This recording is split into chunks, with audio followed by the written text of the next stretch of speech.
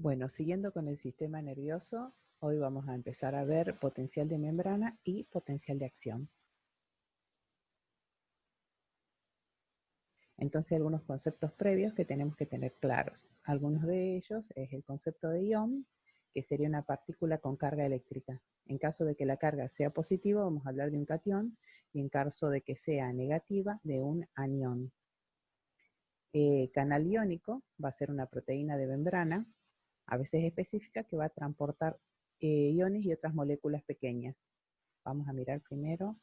Recuerden que la célula está separada del ambiente exterior por medio de la membrana plasmática.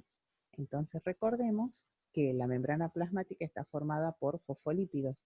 Los fosfolípidos son moléculas anfipáticas. Anfipáticas quiere decir que tiene dos partes. Tiene una parte que es hidrofílica y otra parte que es hidrofóbica. La parte hidrofílica o polar van a ser las cabezas de los fosfolípidos, y en tanto que la parte hidrofóbica van a ser las patitas. Entonces van a ver que la ubicación de los fosfolípidos es como si fuese un sándwich. La cabeza de fosfolípida va a ir hacia la parte acuosa, o sea, tanto exterior como interior de la célula, y todas las patitas hidrofóbicas van a estar para el lado de adentro. Esto va a formar una barrera que no la van a poder atravesar muchas sustancias. Y después pueden ver que dentro de la membrana plasmática tienen incrustadas un montón de proteínas, ¿sí? Algunas están solo del lado de afuera, otras están del lado de adentro y otras atraviesan. Dentro de las que atraviesan la membrana tenemos nuestros canales iónicos. Y ahí les muestro unos ejemplos. Ahí tenemos los canales regulados por voltaje, que quiere decir que cuando cambia la polaridad de la membrana se va a abrir. Otros regulados por ligando, que no nos interesaría, sino que sobre todo estos canales regulados por voltaje. Entonces los iones al tener carga no van a poder atravesar la membrana. Entonces sí o sí van a necesitar un canal para poder atravesar. Esto recuerden porque es muy importante. Bueno, volvemos para atrás. Entonces, ¿qué es el concepto de polaridad? Es la capacidad de un cuerpo de tener dos polos con características distintas. En este caso, nosotros vamos a hablar de la membrana, que la parte externa es positiva y la parte del interior de la membrana plasmática, o sea, el interior de la célula, es negativa. ¿Qué es el impulso nervioso? Es el transporte de la información a través de los nervios y por medio de sustancias como el sodio y el potasio y su interacción con la membrana. Todo esto ya lo vamos a ir aclarando. Bueno, primero vamos a partir con lo que es el potencial de membrana. Entonces, el potencial de membrana va a ser la diferencia de potencial a ambos lados de la membrana, que va a separar soluciones de diferente concentración de iones, como la membrana celular, que va a separar el interior y el exterior de la célula. Entonces, nosotros acá tenemos nuestra membrana celular. Acá afuera vamos a tener el exterior, o sea, la parte de arriba va a ser el exterior y la parte de abajo va a ser el interior. Entonces, va a haber una diferencia de cargas donde el exterior va a ser más positivo que el interior. Ahora yo les explico después cómo funciona la bomba de sodio-potasio. Bueno, vamos a ir a este dibujito. La bomba de sodio-potasio funciona con el uso de energía, y lo que va a sacar 3 cationes sodio y va a ingresar 2 potasios. Entonces yo, al sacar más cargas positivas de las que entran, voy a tener, nos va a quedar el interior más negativo, ¿sí? Esto otro concepto importante es el de gradientes, el gradiente de concentración, que sería el gradiente químico. O sea, afuera yo ya tengo más sodio y sin embargo yo les estoy agregando más cationes sodio. Entonces va en contra de lo que sería su funcionamiento natural, que sería en tratar de equilibrar. O sea, cuando yo tengo muchas partículas de un lado y pocas del otro, va a tratar de irse a donde hay poca para que se equilibre. Cuando yo trato de agregar más a donde ya hay mucho, voy a necesitar gastar energía para eso. Lo mismo pasa con el potasio. Yo tengo mayor concentración de potasio adentro de la célula y estoy ingresando más potasio. Entonces voy en contra de su gradiente químico. Entonces, para ir en contra de un gradiente químico, yo voy a tener que hacer gasto de energía, que en este caso sería ATP. Pero esto ahora no importa, lo que nos tiene que importar es que yo estoy ingresando potasio donde ya hay mucho y estoy sacando sodio a donde ya hay mucho también, ¿sí? Bueno, acá podemos ver un dibujito, sería un corte de un axón, Y acá podemos ver la membrana plasmática, porque el axón es una prolongación de la célula, o sea, por lo tanto tiene membrana plasmática, y acá podemos ver la bomba de sodio-potasio que me va a sacar los 3 sodios y va a entrar los 2 potasios. Y tenemos distintos canales, tenemos un canal de escape de sodio, y este es muy importante que ustedes lo vean, es un canal de sodio regulado por voltaje. Quiere decir que cuando cambie la polaridad de nuestra membrana, que normalmente es el interior negativa y el exterior es positiva, esto se va a abrir, lo mismo que el canal de potasio regulado por voltaje. Siempre está cerrado, pero cuando hay un cambio en el voltaje, estos canales se van a abrir. Esta información es muy importante. Entonces avancemos. Entonces, ¿cómo se forma nuestro potencial de membrana en reposo? Los que van a formar van a ser los cationes sodio y potasio, que van a mantener sus concentraciones, mayor concentración de sodio afuera y de sodio y mayor concentración de potasio adentro, gracias a la bomba de sodio-potasio. También va a formar parte de este potencial de membrana, que en el interior es negativo, que las proteínas intracelulares funcionan como grandes aniones, no se pueden mover porque son muy grandes y ya tienen carga negativa. Y también vamos a tener aniones cloro en el interior de la célula. Pero lo más importante es el sodio, el potasio y las proteínas. El sodio y el potasio son cationes, o sea que son positivos. Yo voy a tener muchos cationes sodios afuera, muchos adentro, y adentro voy a tener aparte la proteína intracelular, que es un gran anión, muy grande. Entonces eso va a hacer que en el estado de reposo mi célula sea por dentro negativa y por fuera positiva.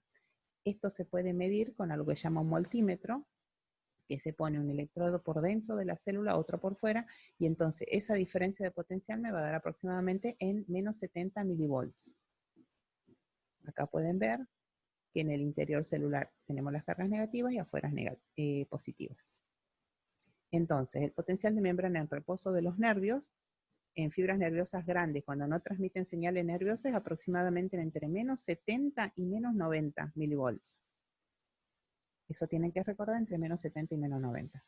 Acá pueden ver cómo funciona la bomba de sodio-potasio. Todas las membranas celulares tienen, aún las que no transmiten impulsos nerviosos, todas las células tienen bomba de sodio-potasio. Entonces pueden ver que salen 3 sodios e ingresan 2 potasios. ¿Sí? Acá, esta cosita que ven acá chiquitita, sería una molécula de ATP, que es la que va a proporcionar la energía para que se realice todo este movimiento de cationes en contra de su gradiente de concentración. Recordemos que está sacando 3 sodios a donde ya afuera hay mucho sodio y está entrando potasio adentro que ya hay mucho potasio. Entonces eso que va en contra de su gradiente de concentración va a exigir que haya un gasto de energía para el movimiento. La bomba de sodio-potasio más o menos va a aportar 4 milivolts al potencial total de membrana.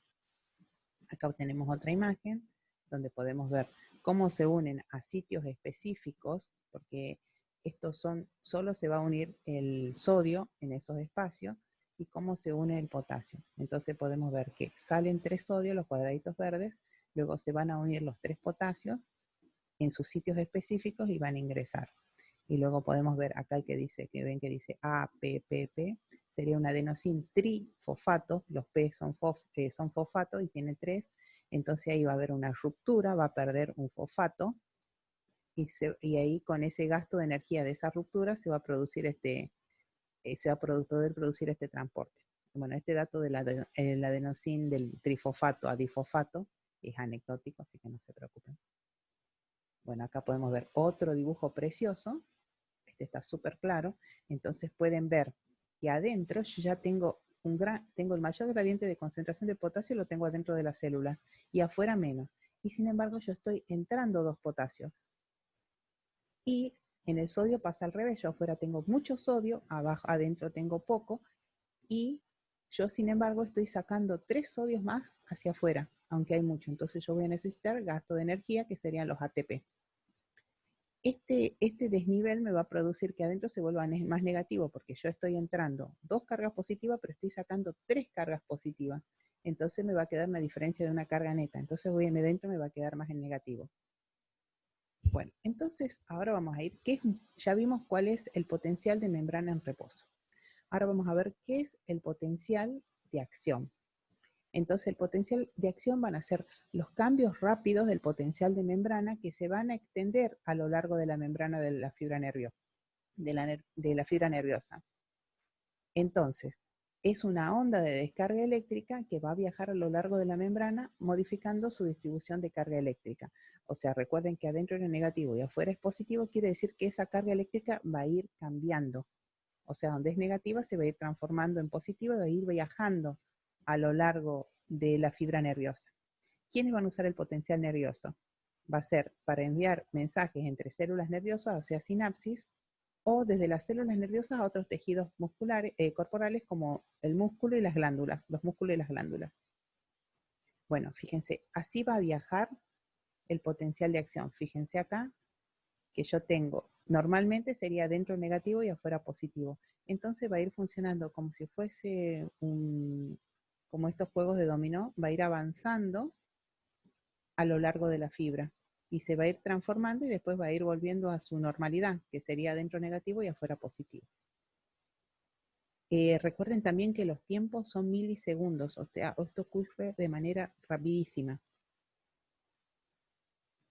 Vamos a avanzar. Entonces, ¿para qué nos va a servir los potenciales de acción? Nos va a servir para que mandemos mensajes entre células nerviosas o para mandar mensajes a los músculos, por medio de los axones de las células nerviosas, a músculos o a glándulas.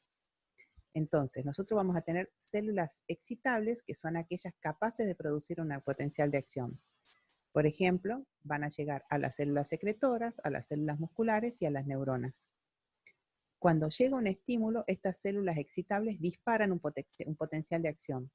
El tipo de estímulo va a poder ser eléctrico, químico, mecánico, fotónico. Por ejemplo, nosotros sentimos cuando nos tocan, esto sería un estímulo mecánico. Fotónico, nosotros permanentemente estamos recibiendo estímulos por medio de la luz visible.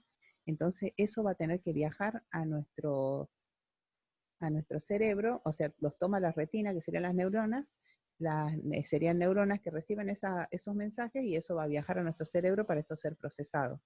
Y lo mismo que los estímulos químicos, que pueden ser los sabores, los olores, estímulos eléctricos que tendrían que ver con los latidos de nuestro corazón. Entonces, ¿qué es la excitabilidad celular? Bueno, entonces, cuando nosotros aplicamos un estímulo eléctrico, lo que va a pasar es que va a haber una apertura de los canales de sodio, recuerden, voltaje dependiente, y va a haber una inversión del potencial de membrana, o sea, se va a despolarizar. Por ejemplo, normalmente nosotros tenemos acá, en nuestra membrana celular, tenemos el interior negativo y el exterior positivo. Cuando sucede un estímulo, va a empezar a cambiar esa polaridad. Fíjense acá que sería, en rojo está representado las cargas positivas y en azul las negativas. Fíjense acá que empieza a haber un cambio y empieza a viajar el estímulo, ¿sí?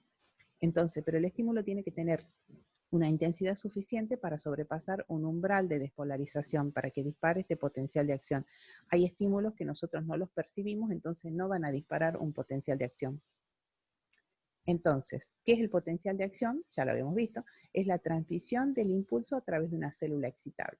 Va a tener tres fases, la fase de reposo, que nosotros vimos ya cómo era la membrana en estado de reposo, que sería en el interior negativo y en el exterior positiva. Luego vamos a tener la fase de despolarización, que es cuando se va a ir transmitiendo ese impulso nervioso, y luego esto va a volver a su estado de normalidad, que sería la fase de repolarización. Entonces acá podemos ver, por ejemplo, en una célula nerviosa, en este gráfico vamos a tener en el eje X el voltaje y en el eje Y el tiempo. Fíjense que el tiempo está en milisegundos, por los tiempos que se manejan, y el voltaje está en milivolts. Entonces, normalmente nuestra célula nerviosa tiene un estado de reposo de menos 90 milivolts, habíamos dicho entre menos 70 y menos 90.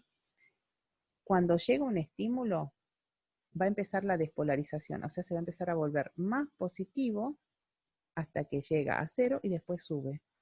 Y después esto va a volver a repolarizarse, o sea, va a volver a su estado de membrana de reposo, donde va a volver a menos 90 milisegundos. A menos 90 milivolts, perdón. Todo esto ocurre en milisegundos. Entonces, cada potencial de acción se inicia con un cambio del potencial de membrana negativo normal se llega a valores positivos y luego de nuevo volvemos a los valores negativos. Entonces, acá vemos el dibujito en la fase de reposo. La membrana, antes de que se inicie el potencial de acción, tiene un voltaje de menos 90 milivolts. Vemos que adentro es negativo, con algunas cargas positivas, y afuera es positivo.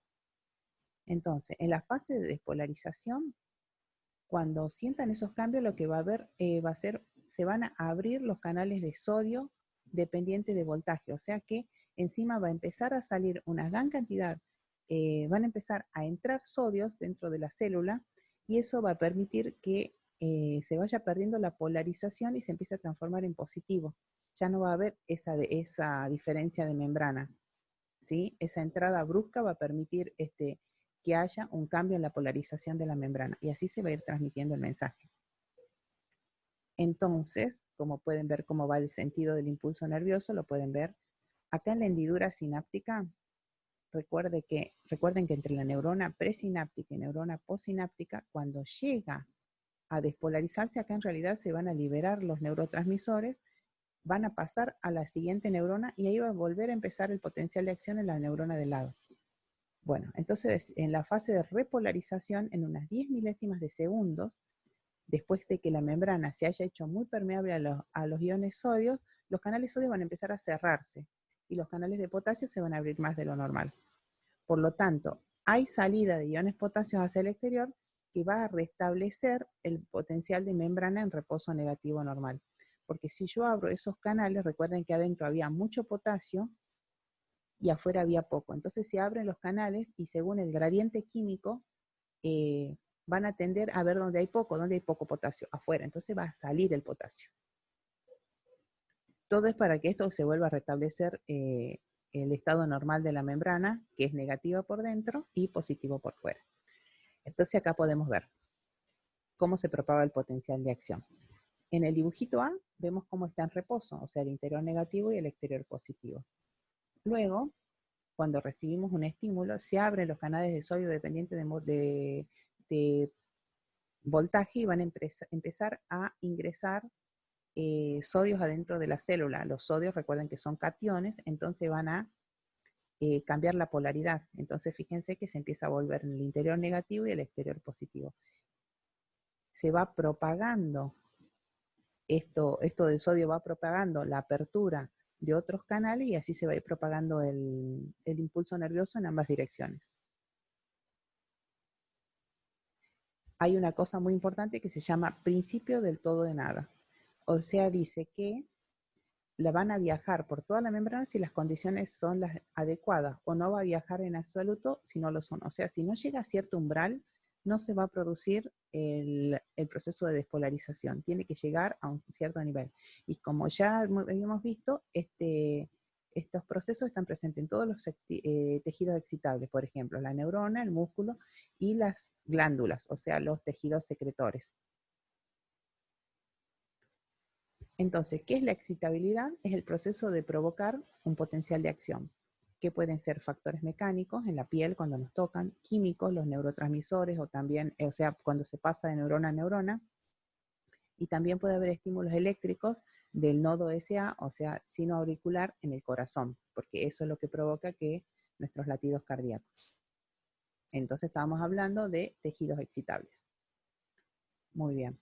¿Qué es el periodo refractario? Después que pasa un estímulo, hay un periodo de tiempo que no se puede desencadenar nuevos estímulos porque está más negativo que habitualmente durante un pequeño lapso de tiempo la membrana. Entonces no se puede recibir más estímulos. Entonces miremos acá el dibujito.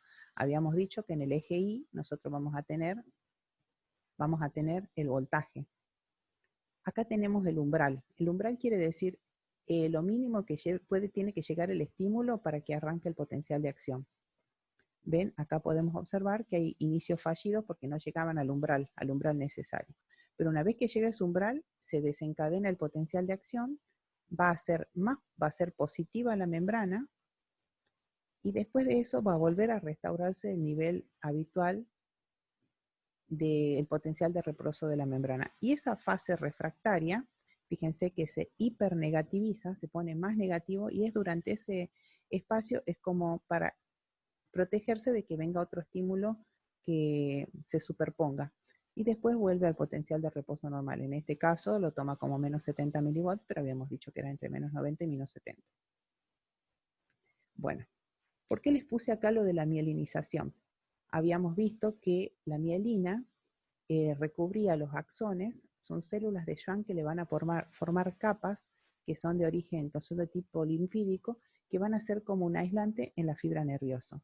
Entonces, cada milímetro va a tener recubierto dejando una zona sin protección de mielina que se va a llamar el nódulo de Ranvier.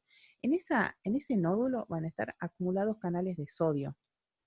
Entonces, la corriente se va a transmitir entre nódulo y nódulo más fácilmente. Entonces van a ir saltando, es lo que se va a llamar conducción saltatoria. De este modo va a ir más rápido porque no va a tener que ir de punta a punta de la acción, sino que va a ser una conducción saltatoria entre nódulo de Ranvier y nódulo de Ranvier. Fíjense ahí, cuando va llegando el estímulo, se abren los canales de sodio, va a ingresar el sodio y se va a ir despolarizando la membrana. Eso es lo que va a acelerar la transmisión del impulso nervioso en los axones mielinizados. Entonces acá podemos ver otro dibujito de cómo se produce la conducción saltatoria, porque todos los canales dependientes de sodio que van a provocar el ingreso de sodio adentro del axón para que se despolarice están concentrados en el nódulo de Ranvier. Bueno, esto sería todo. Espero que hayan entendido. Si les quedaron dudas, por favor me escriben, me consultan por alguno de los medios. Bueno, nos estamos viendo.